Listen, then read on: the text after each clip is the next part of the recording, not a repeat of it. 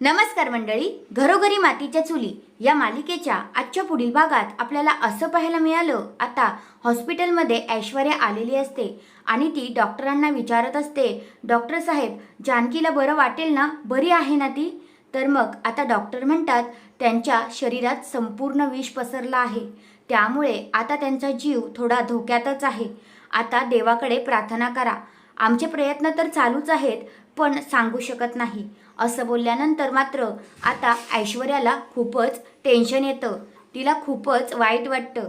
दुसऱ्या बाजूला जानकीचा जीव हा धोक्यातच असतो आणि जो ऋषिकेश आहे तो आता जेलमधूनच त्याचं मन बेचैन झालेलं असतं, म्हणून तो देवाला प्रार्थना करत असतो, म्हणत असतो माझी शंका खोटी ठरू दे, माझ्या जानकीला नीट ठेव देवा, असं तो देवाला विनवण्या करत असतो. आणि तिसऱ्या बाजूला आपली शरू तर मात्र खूपच खुश असते, म्हणत असते की आत्तापर्यंत ती जानकी वहिनी देवाघरी पोचली पण असेल, जाऊ दे, तिथे गेली तरी तिला नीट देवा ठेव आणि आजच तिचं काम तमाम कर, असं आता शर्वरी बोलत असते.